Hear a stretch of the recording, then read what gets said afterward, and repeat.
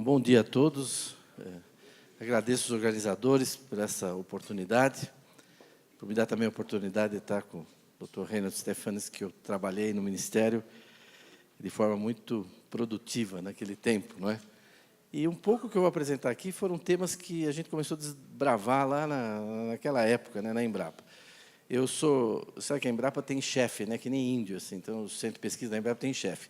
Então, eu sou chefe da Embrapa Territorial, que fica em Campinas, que é esse prédio que vocês estão vendo aí, e que se dedica, não estuda boi, não estuda árvore, não estuda floresta, não estuda semente, nem máquina, a gente estuda o território, o uso e ocupação das terras no Brasil, logística. Já teve um colega meu que apresentou ontem na parte da macrologística. Eu vou percorrer um pouco em cima do mote desse painel, essa dimensão dentro da agricultura brasileira. Falar de agricultura brasileira, se alguém disser para os senhores que ele está a par da agricultura brasileira, é que a pessoa terminou de estudar ontem à noite, né? Tarde da noite, né? Porque se for a semana passada, já está desatualizado. Porque a agricultura já desativou o pivô, já fez outra coisa. Então, nós temos uma coisa extremamente dinâmica. Essa aqui é uma imagem que eu costumo sempre apresentar, que é uma região que eu monitoro há muito tempo. Isso aqui é o oeste da Bahia. Vocês estão vendo aqui em verde, é pastagem extensiva. Pastagem extensiva. Em vermelho estava começando a produção de grãos, milho e soja, são os áreas de campo de soja. E aqui tinha um pivô de irrigação, não sei se dá para ver aí, roxo, e aqui mais 6 pivôs de irrigação. Isso é 1990. Isso aqui é 2000. Né? Isso aqui é 2010. Né? Isso aqui é 2015.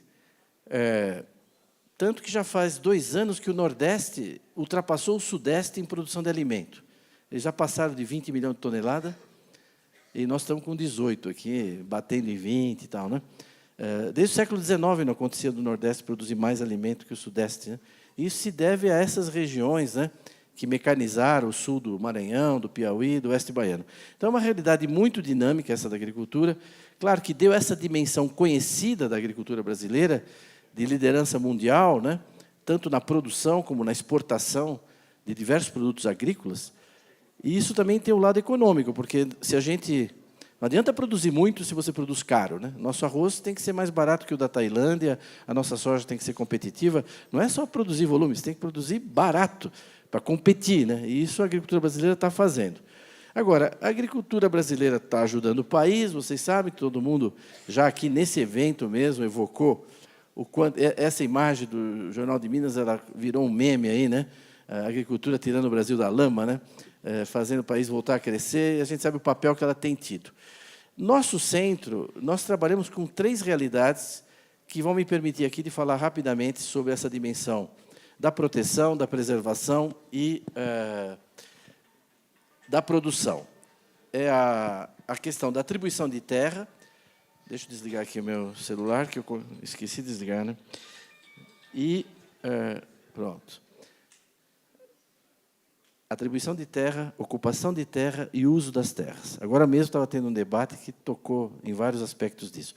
São dimensões parecidas, mas elas não são confundíveis. Né? Os agrônomos insistem muito nelas, com razão. Uma coisa é a atribuição de terra, outra coisa é a ocupação, outra coisa é o uso. Eu vou, então, percorrer rapidamente aqui, talvez 5 minutos com cada uma, para a gente dar uma ideia da situação nacional, e é produto dos trabalhos das equipes lá da Embrapa Territorial. A atribuição de terra é o seguinte: o Estado brasileiro atribui terra. Você tem uma fazenda produtiva, tudo, mas ele pode decidir que vai para a reforma agrária. Acabou, vai. Ele faz um decreto e acabou. Você pode reclamar, a TDA, o valor, está desapropriado. E se quiser ampliar um parque nacional, ele amplia.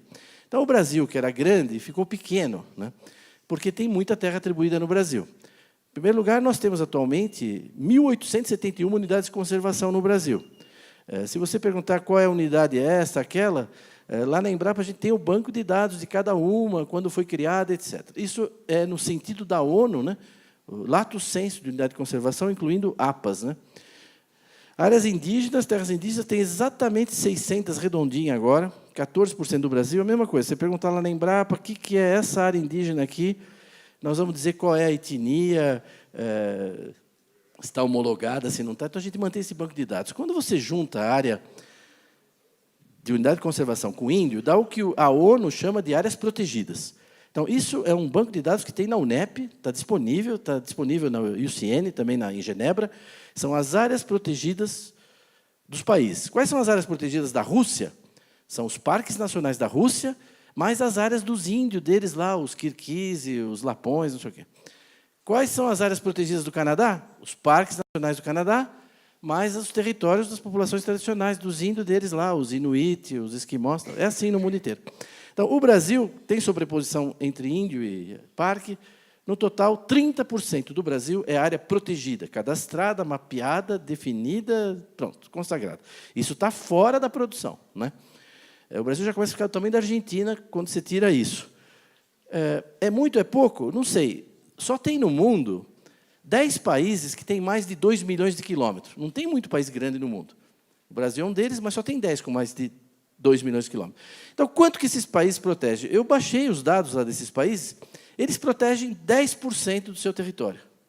Nós protegemos 30%. Eu não sei se é muito, se é pouco, 30%, mas é o campeão em termos absolutos e em termos relativos. Não sei se é muito, mas apanhar dizendo que o Brasil não protege suas florestas, ser acusado de não proteger a sua vegetação nativa, é um absurdo, porque é um país que protege 3 vezes mais do que os outros países. E o que os Estados Unidos, a Rússia, o Canadá, o que eles protegem? Eles protegem o deserto de Sonora, o deserto de Mojave, o deserto da Mongólia, o deserto da Austrália, pode ver aqui nas imagens. Nós temos Shapefire. Por exemplo, olha aqui a Argélia. Ela protege 7,5% do seu território. É o deserto do Teneré, o pior local. Eu fiz meu doutorado no Níger, é uma região que eu conheço. O deserto do Teneré é o pior local do Saara. Você, para ir lá, você tem que ter 5, 6 Land Rover, senão não é autorizado a entrar lá. Essa é a área protegida da Argélia. Então, tá bom, você fala, a Argélia protege? Protege, está lá, 7,5% do território. O que ela protege? Bom, o Teneré, né? Então, o Brasil protege áreas que têm potencial. Uma vez eu estava lá no Vale da Morte, eu perguntei para o americano lá, e aqui tem problema de invasão de parque? Porque no Brasil tem, porque tem madeira, tem minério, tem garimpo. É difícil manter uma área. Ele falou, não, aqui também temos um problema no Vale da Morte. Eu falei, nossa, tá vendo? Eu já estava falando besteira, dizendo que eles não têm problema, né? Vocês têm problema de invasão? Ele falou, tem. Eu falei, quem que invade aqui? Não, os motocross, vêm fazer cross aqui sem autorização. Eu falei, tá bom. Eu falei, para nós lá no Brasil, eu já estou trocando. A área protegida do Brasil equivale a 15 países da União Europeia. Esse é o tamanho da área protegida do Brasil, e é um mapa que a gente tem que mostrar para os europeus, né? Não é? Que normalmente eles planejam o que não executam e depois avaliam o que não fizeram, né? É o que eles fazem com o Brasil o tempo todo, né? As ONGs, um monte de gente. A União Europeia, né? O ministro Reno sabe quanto a gente enfrentou essa pedreira. Então, isso é o que a gente protege no Brasil, certo? Essa é a área protegida do Brasil. Por que a gente protege tanto? Por um monte de razões, mas também por razões como essa. Esse movimento, que talvez tem gente aqui que conhece, se não, vale a pena entrar na internet e procurar Farm Here, Forest There. Esse aqui é um documento de 80 páginas. O que eles dizem nesse documento? Eles dizem o seguinte, nos próximos 20, 30 anos, vai ter um mercado adicional de alimentos no mundo, adicional, de 40 bilhões de dólares. É os Estados Unidos que tem que ficar com esse mercado. Os agricultores dos Estados Unidos. O único país que pode pegar grande parte desse mercado da gente é o Brasil. Então, ao invés de dar subsídio para nós, está escrito aqui, ó, ao invés de me dar subsídio, dê dinheiro para as ONG no Brasil impedir a expansão da agricultura brasileira. Isso está dito lá, né? Então, bom, não é teoria da conspiração. Não é teoria da conspiração. Não, pega lá, entra no site. É financiada pela União dos Produtores de Milho dos Estados Unidos. Isso aqui é um pôster que saiu agora, né? Want to protect farm and ranch here? Protect forest there, né? Agora, eu acho que o americano está certo, sabe? Vocês bateram o pão para elogiar eles, né? Eles estão protegendo a agricultura deles. Eles estão no papel deles. Agora, tem gente aqui que está trabalhando também para isso, né? Aí já é um problema mais delicado, né? Enfim. Além disso, o Estado atribui terra para a reforma agrária. Nós temos hoje no Brasil quase 9.500 assentamentos que detêm uma área de 88 milhões e meio de hectares. Quer dizer, é 1,5 vezes a área da produção de grãos do Brasil. Esses 240 milhões de toneladas, a gente produz numa área que é muito menor que essa. 10% do Brasil está na mão do INCRA e institutos correlatos em alguns estados, né? Quer dizer, é um Terrabras, né? Tem Eletrobras, tem a Avibras, tem o Terrabras, o INCRA, o maior latifúndio do país, né? 10% do país. Se você tirar aqueles 30% que não pode usar, na realidade o INCRA tem quase 20% do Brasil, está na mão do INCRA. Será que falta terra para a reforma agrária? Pode ser que falte ainda em algum lugar, mas nós já demos bastante terra, hein? Vocês não acham? 20% do Brasil, não está de bom tamanho? Os grãos, nós estamos com... Isso é 1,5 vezes, quase a área de grãos. E nós atribuímos terra para quilombo. Eu lembro na Constituinte que eles diziam que era de 8 a 12. Um quilombo em Trombetas, outro não sei onde. Bom, é 296 já, né? Quase 3 milhões de hectares. Então, o Brasil, nos últimos 15 anos, ficou desse jeito aí, ó, tá vendo? Tudo isso é área legalmente atribuída pelo Estado. Tente construir uma ferrovia. Aqui, vamos visualizar tudo isso numa coisa única, né? Não, a escolha da cor é mera coincidência, não tem nada. Não. Então, então, quando a gente olha, nós temos hoje 12.500 terras legalmente atribuídas, né? É bom já ir se acostumando, né? Então, 37% do país está legalmente atribuído. Tente fazer uma rodovia aí. Ah, mas aqui pode fazer agricultura no branco? Pode, vai de helicóptero, planta de helicóptero, sai de helicóptero. Essa é a situação, né? Então, eu não queria gastar mais tempo nisso, que já estou ultrapassando aqui o que eu previ. Essa situação das áreas legalmente atribuídas. Está bom? Não, não está. O pessoal quer mais unidade de conservação, o índio quer mais terra, a reforma agrária quer mais terra, os quilombolas querem mais terra. Uma vez nós fizemos uma reunião com o presidente do Brasil, o ministro deve lembrar. Não, mas é legítimo o índio. Eu falei, não, é legítimo. O problema não é legitimidade. Não cabe. Não cabe. Eles estão querendo 6 milhões de quilômetros a mais. Eu dei uma sugestão até lá, talvez o ministro lembre. Falei, olha, presidente, o senhor anexa o Uruguai, a Argentina e a Bolívia. Paraguai não, porque eles estão indo tão bem, né? Tu deixa, ela já teve problema no passado, melhor deixar. Vai dar os 6 milhões, aí pronto, atende todo mundo, entendeu? Porque não cabe no país, né?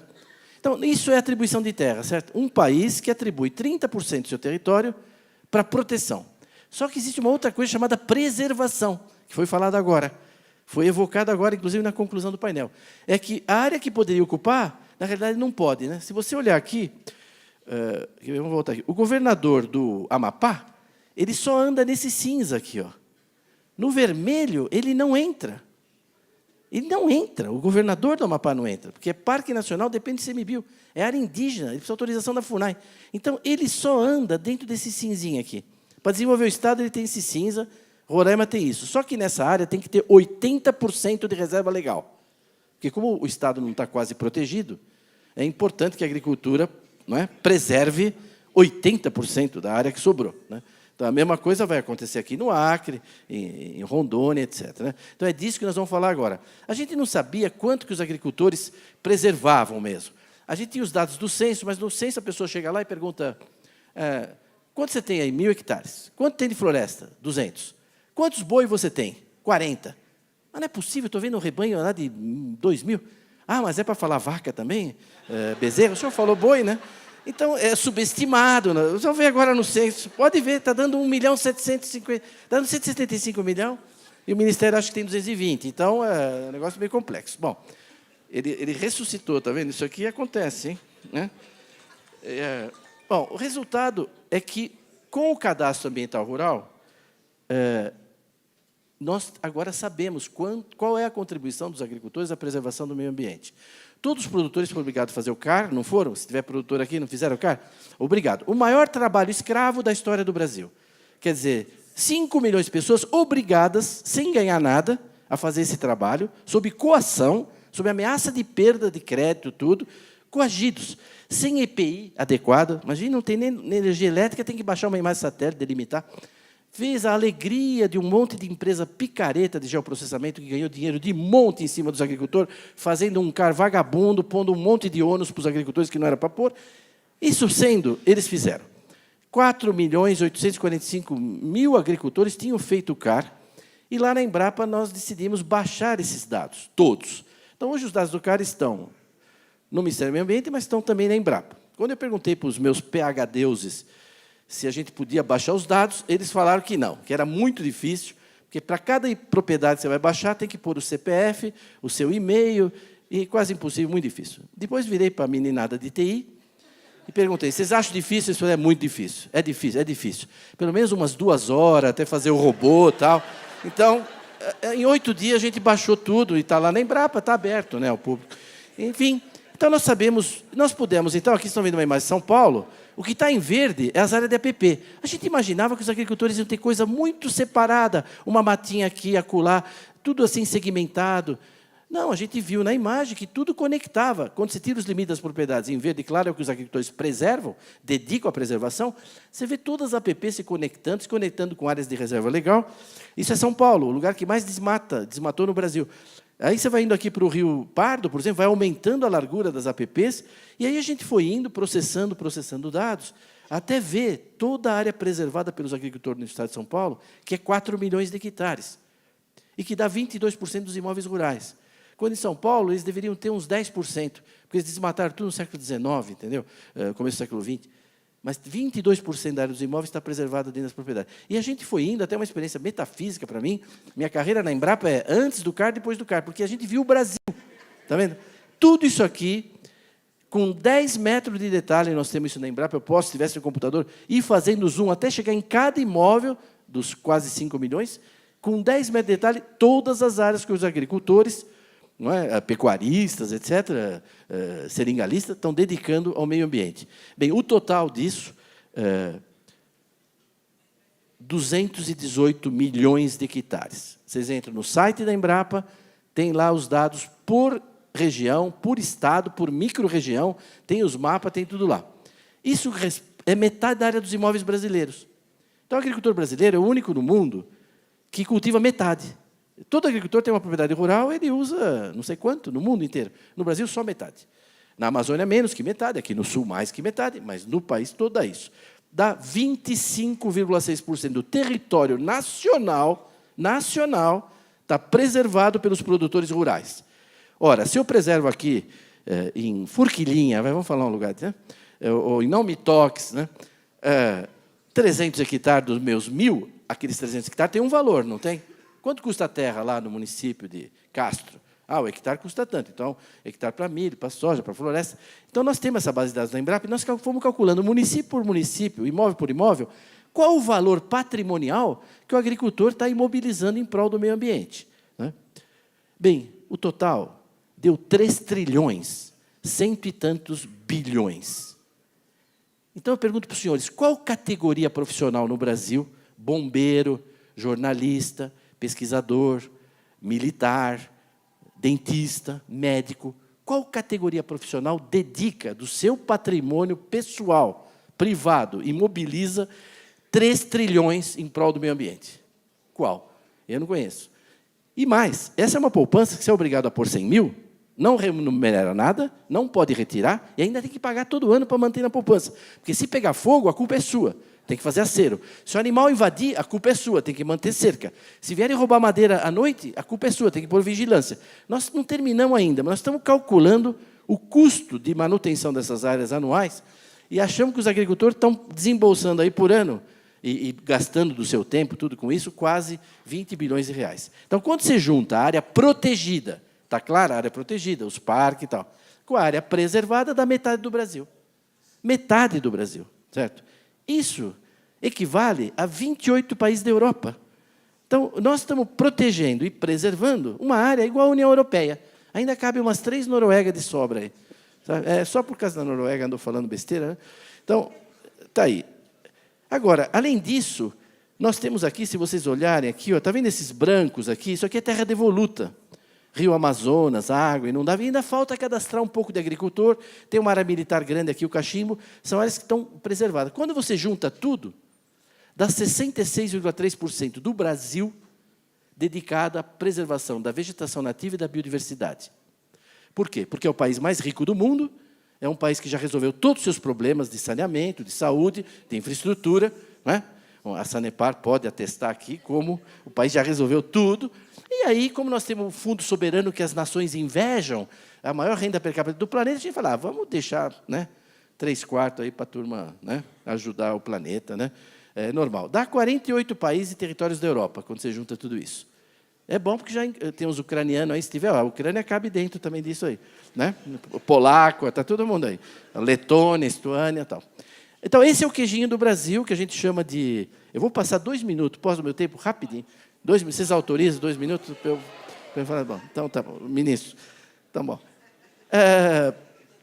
Ele falou, então, ó, quando a gente faz o queijinho do Brasil, dá isso, ó, 1/4 do país preservado pelos produtores. Unidade de conservação integral, terra indígena, aquelas terras devolutas e não cadastradas, no total, 66%. A agricultura usa 30%. Só que para a lavoura, 7,8%. A gente cultiva toda a produção de cana, toda a produção de soja, de milho, de algodão, de fruta, 7,8% do território. É pouco, né? Então, esses são os números que vocês têm que sair com eles na cabeça daqui. A gente só cultiva toda essa produção agrícola, 7,8% do Brasil. Tem as pastagens, né? Que uma parte até significativa é pastagem nativa, com vegetação nativa, Pantanal, Pampa, Caatinga, etc. Então, não tem nenhuma categoria profissional que preserve mais o meio ambiente, dedique mais recursos a isso, do que os produtores rurais brasileiros. Então, isso tem que ser conhecido, isso tem que ser dito. Eu estou feliz que agora, no voo que eu vim para cá, eu trouxe uma para deixar com o ministro Reynolds e com quem tem interesse, a revista de bordo da Azul, agora, no avião, está com essa matéria de uma página sobre o nosso trabalho da Embrapa Territorial e falando que os agricultores são os que mais preservam. Até que, enfim, né, alguma coisa começa...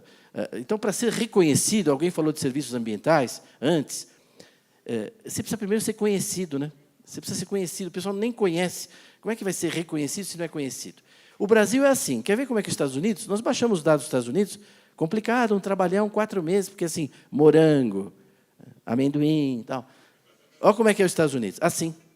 Os Estados Unidos preserva 20 e usa 80. E a gente, assim. Então, eu costumo dizer o seguinte, acho que vocês vão entender, hein? É meio tupi-guarani isso aqui. Nós somos assim porque nós somos assim. E eles são assim porque eles são assim. Certo? Concordo? Né? Concluindo, muita gente disse que esse número nosso não era isso, cultivava muito mais. Não é verdade. A NASA publicou agora em dezembro um estudo das áreas cultivadas do planeta. O planeta inteiro, com 30 metros, ela mediu áreas cultivadas, 3 anos, um trabalho para a FAO. E aí ela deu quanto tem de cultivado na Indonésia, na Grécia, na China, tudo. E deu o Brasil. A gente ficou meio apreensivo. Vamos ver o que a NASA vai falar. Quanto que a NASA deu? 7,6. Aí o ministro Blário publicou um artigo dizendo a NASA acaba de confirmar os dados da Embrapa, com uma diferença de 0,2%, mas eu acho que a equipe do doutor Evaristo aqui está certa. Eu vou terminar aqui, e estamos mesmo, a gente sabe até onde eles errou, mas está de bom tamanho, deixa lá, 7,6, está muito bom. Eu vou pular aqui por causa do tempo e queria ir para o final aqui para mostrar 2 coisas. Primeiro, esse gráfico que mostra essa história de pastagem degradada, não sei o quê. Eu não sei, preciso ser apresentado, porque eu estou com dificuldade de achar elas. Porque o que está acontecendo no Brasil é exatamente o contrário. A gente tinha 220 milhões de hectares de pastagem e foi caindo, nós estamos indo para 160, agora, em 2018. E a gente tinha 140 milhões de rebanho, e agora nós estamos indo para 220 milhões de cabeça. Então, como é que pode estar degradando pastagem com uma coisa dessa? Não, o que está acontecendo aqui, o que isso mostra, é recuperação de pastagem, ganho de produtividade em pastagem, quer dizer, integração lavoura-pecuária, como foi falado, uma série de coisas está acontecendo. Então, é uma agricultura com muita tecnologia. Vou terminar meu penúltimo slide fazendo uma pergunta para vocês. Qual a diferença entre pensar e refletir? Qual a diferença entre pensar e refletir? Tem muita gente que tem pensamento sobre a produção brasileira, sobre a agricultura. A mídia pensa, a Gisele Bündchen pensa, um monte de gente pensa coisas sobre a nossa agricultura. Eu tenho uma definição que eu acho que refletir é incomodar os pensamentos. Eu participo aqui em Curitiba há mais de 20 anos do Instituto Ciência e Fé, e lá é um lugar que a gente reflete, por exemplo, gente muito qualificada, tal, da universidade, reflete. Então, esses dados são importantes a gente divulgar para fazer as pessoas refletirem. Elas têm pensamentos sobre a produção agropecuária brasileira, sobre a sustentabilidade da agricultura, frequentemente equivocados. Durante esse evento todo, vocês viram várias pessoas com informações relevantes para a agricultura. Eu trouxe aqui o segmento de proteção, preservação, né? Vocês viram o uso da terra. Esse material que eu apresentei, você encontra num livro meu, que aqui no Paraná tem andado bem, 50 Tons de Verde, né? Era o nome. É que o editor cortou os 50 na última hora. Fiquei, verdade. Mas como você vai tirar o negócio? Não, então... Ele existe em inglês também, né? Shades of Green. Vocês encontram essas informações lá. É verdade, existe em inglês, em português. Já esgotou. 7.500 vai ser a segunda edição aqui. A FAEP daqui vai participar conosco. Aqui tem meu e-mail. Eu agradeço a atenção e sempre respondo e-mail curto, né? Não me peça, envia tudo que você tem sobre agricultura na Amazônia. Aí não, mas assim, muito obrigado.